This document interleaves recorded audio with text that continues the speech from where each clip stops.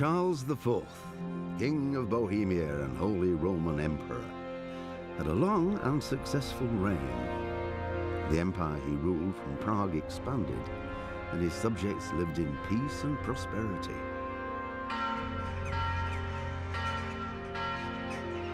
When the emperor died, the whole empire mourned. More than 7,000 people accompanied him on his last procession. The heir to the throne of the flourishing empire was Charles's son, Wenceslas IV, whose father had prepared him for this moment all his life. But Wenceslas did not take after his father. He neglected affairs of state for more frivolous pursuits. He even failed to turn up for his own coronation as emperor, which did little to endear him to the Pope. Wenceslas the Idle did not impress the imperial nobility either. His difficulties mounted until the nobles, exasperated by the inaction of their ruler, turned for help to his half-brother, King Sigismund of Hungary. Sigismund decided on a radical solution. He kidnapped the king to force him to abdicate, then took advantage of the ensuing disorder to gain greater power for himself. He invaded Bohemia with a massive army and began pillaging the territories of the king's allies.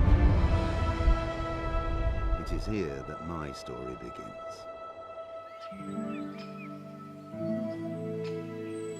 Before it all began, we lived a peaceful life. My father was a blacksmith, and I would one day take over his trade. Unfortunately, the town where we lived was where the king's silver was mined. And that was exactly what Sigismund was after. That, and to show what would happen to anyone who dared to oppose him. And that day I lost everything. Family, home, honor. The time has come to take it all back.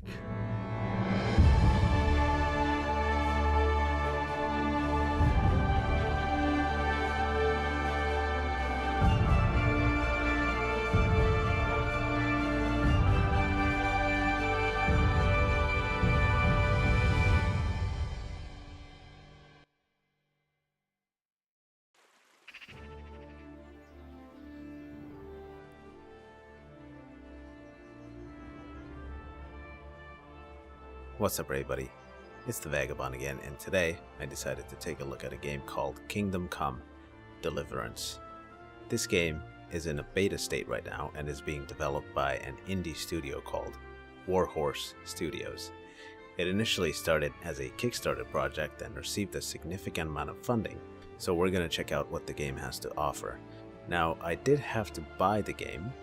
The beta version of this game is not free, so you have to be a backer, or you actually have to purchase the game to be able to get the access to the beta.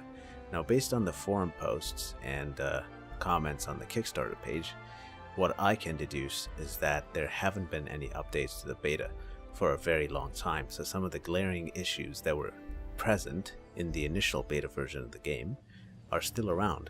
I am not sure what the reason for this is, or if the developers are just working on the final version of the game and decided not to update the beta so people can try it out. I don't know. Doesn't seem like a really good choice on part of Warhorse Studios, but we can try the beta version out and see what it has to offer. Now, the premise of the game, it's being set in year 1403 in a place called Bohemia in Europe. And as I play the initial cutscene and the cutscene that plays before or after actually starting a new game, you would be able to tell what the backstory is like. Obviously, it's being marketed as an RPG game with sword fighting combat elements that are somewhat realistic when compared to most other modern RPG or hack and slash games of these types. So we're going to be taking a look at how that compares to the actual gameplay. Also, before we start, I have made a few changes to the settings of the game. So the first thing I've changed is the resolution, which wasn't standard, or it didn't recognize the resolution of my monitor. So I had to modify that to match my monitor resolution. The other thing I've changed is enabled an FPS counter since the game is not being recognized by Shadowplay, which is what I use for most of my recordings.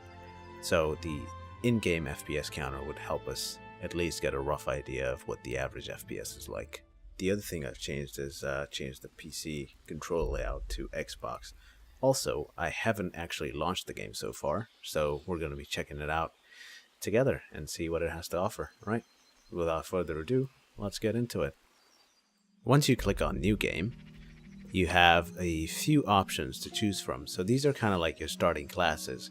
Also, it says in the description that you start midway through the game, or kind of like further down the progression, so it kind of like tailors your character to how you would have built them if you played the game from level 1. So I'm assuming you're going to start around like level 10 or something, with certain stats assigned to your character's skill. So as you can see, we have Jack of all trades, which is basically your all-rounder character. He would have good speech skills, at the same time good combat skills, and you can utilize both.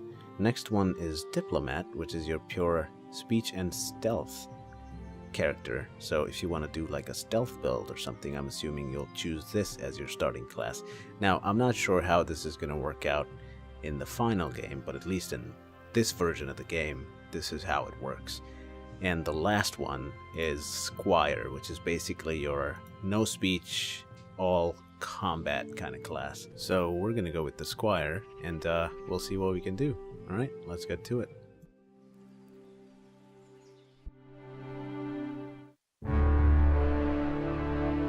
After the kidnapping of the king, chaos and turmoil ruled the land, and our province was no exception. We were overrun by bandits and marauders, and the roads were no longer safe.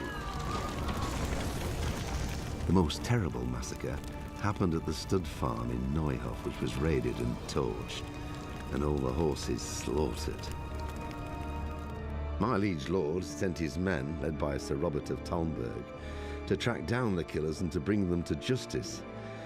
I rode with them, but the investigation has been slow and difficult.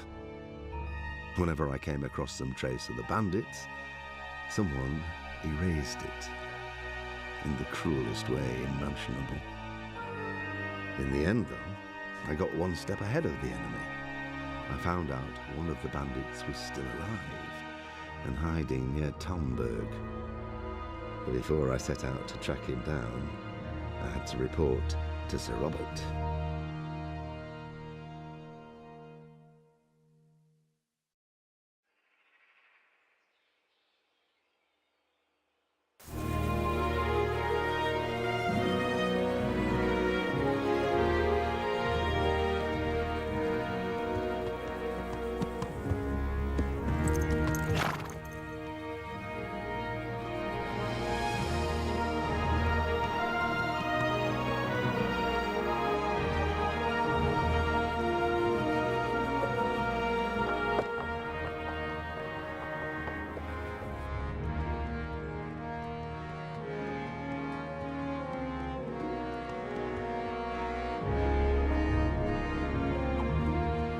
Faster!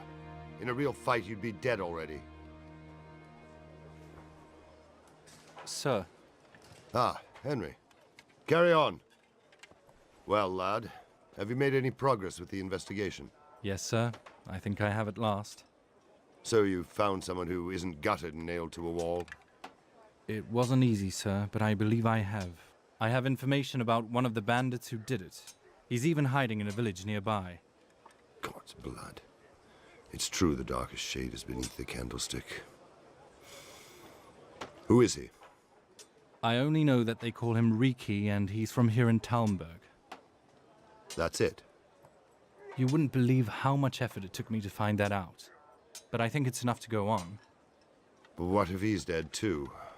I think we'd already know if he was. These fellows are not given to subtlety. True enough. We haven't found any more mutilated corpses. Well, get on with it then. And when you find him, come and see me. Most likely I'll be in the encampment by Merhoed. You can rely on me, sir. Farewell. And be careful, Henry. I know what that rabble did to you, but remember with whom you're dealing. Don't start any foolhardiness on your own. Understood? I'll try not to, sir.